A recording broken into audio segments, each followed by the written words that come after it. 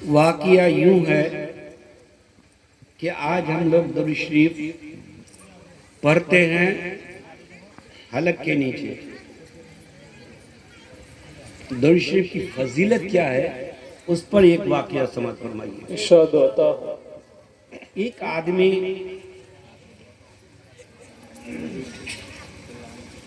आदमी से 1000 दिनार कर्जा लिया था।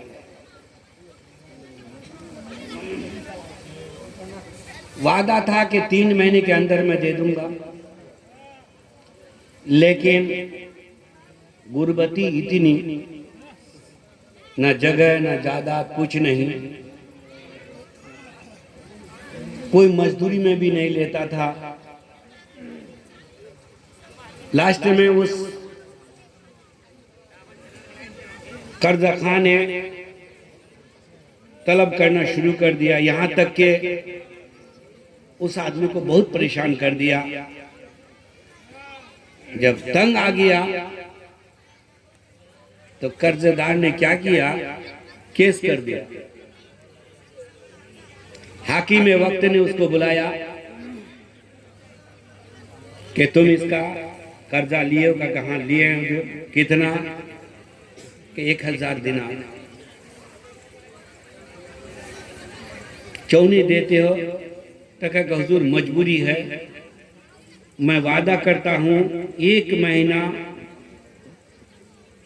के अंदर अंदर उसको टका दे दूंगा। उसने कहा कि देखो, अगर 1 महीने में तुम पैसा न दोगे तो तुम्हें जेल कर दिया जाएगा, कैद में बंद कर दिया जाएगा। ये आदमी घर आया, और घर आने के बाद कोई कमाई भी नहीं हो रही है। 1000 दिनार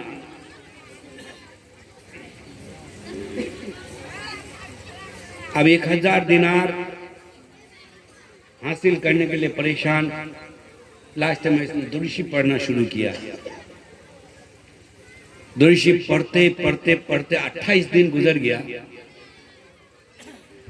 28वें दिन में आका दो जहां जनाब मोहम्मद रसूलुल्लाह सल्लल्लाहु तआला अलैहि वसल्लम उसको ख्वाब में आया। सुभान अल्लाह। कह के देखो, तुम घबराओ नहीं, तुम नाजिर जो अदालत में बैठता है साइड में, उसके पास जाओ, तुमको 1000 दिनार दे देगा। ये फिर दुरूद शरीफ पढ़ने के बाद सुबह बेदार हुए। कैसे जाके कहता है नाजिर को कि तुमको हुजूर अकरम सल्लल्लाहु अलैहि वसल्लम ने 1000 दिनार देने के लिए कहा है, तुम मुझे दे दो। नहीं कह पाया।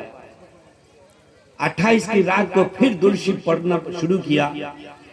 पढ़ते पढ़ते जो ही आंख लग गई तो हुजूर अकरम सल्लल्लाहु अलैहि वसल्लम ने कहा कि मैंने कहा ना कि कल तुम्हारी पेशी है, तुम जाओ ना, नाजिर को कहोगे वो 1000 दिनार तुम्हें दे देगा। कह के हुजूर मैं कैसे जाके उसको कहूं कि 1000 दिनार दे दो, और वो मेरी बात को विश्वास कैसे करेगा? कह के जाओ, तुम उसको जाकर के चुपके से ये कहना कि जो हर दिन 5000 मर्तबा दुरूद शरीफ पढ़ता है, 5000 मर्तबा जो दुरूद शरीफ पढ़ता है, उसी के पास हुजूर अकरम सल्लल्लाहु अलैहि वसल्लम ने मुझे भेजा। सुभान अल्लाह। और ये पते की बात किसी इंसान को मालूम नहीं था सिवाय हुजूर अकरम सल्लल्लाहु अलैहि वसल्लम के। बेशक बहुत खूब कि वो नाजिर मेरे ऊपर 5000 मर्तबा डेली दुरूद शरीफ पढ़ता है। सुभान अल्लाह। सबूत के तौर पर हुजूर अकरम सल्लल्लाहु अलैहि वसल्लम ने उसको बता दिया। अब कल पेशी होने वाली है 10 बजे सुबह। ये नाजिर के पास गया, बादे सलाम कहा के देखिए, मुझे आका दो जहां जनाब मोहम्मद रसूलुल्लाह सल्लल्लाहु तआला अलैहि वसल्लम तुझे 1000 दिनार देने के लिए कहा। सुभान अल्लाह। तो उसने कहा कि तुम्हारे सबूत? कि सबूत ये है कि तुम हुजूर अकरम सल्लल्लाहु अलैहि वसल्लम पर 5000 मरतबा दुरूद शरीफ पढ़ते हो डेली। जो ही एक बात सुनना था कि 1000 अशर भी उसको 1000 दिनार उसको निकाल करके दे दिया। सुभान अल्लाह। उसके बाद हुजूर अकरम सल्लल्लाहु अलैहि वसल्लम की खुशखबरी सुनाने के गरज से उसको फिर 1000 दिनार और दिया। फिर कहा कि ये इतना गरीब है, उस गरीबी को मद्देनजर रखते हुए फिर 1000 दिनार और दे दिया उस गरीब। बेशक सुभान अल्लाह। कितने हो गए साहब? 3000 दिनार लेकर के वो अदालत में पहुंचा। जो ही अदालत में पहुंचा, कहा कि देखो तुम अपने वादे के मुताबिक अब दिनार दे दो। तो ये फख्र के साथ दिनार निकाल करके रख दिया। जो ही दिनार निकाल करके रखा तो जज ने कहा कि कल तुम्हारे पास पैसा नहीं था, ये पैसा तुम्हारे पास आया कैसे? कहा कि ऐ जज साहब, मैं सच्चे दिल से आकाए दो जहां जनाब मोहम्मद रसूलुल्लाह सल्लल्लाहु ताला अलैहि मैंने वसल्लम जब दुरूद शरीफ पढ़ना शुरू किया, उसी की बरकत से मुझे 1000 दिनार मुझे मिल गया। बहुत खूब। बरकत से मिला है, वो तुम्हारा नाजिर हमको दिया। सुभान अल्लाह।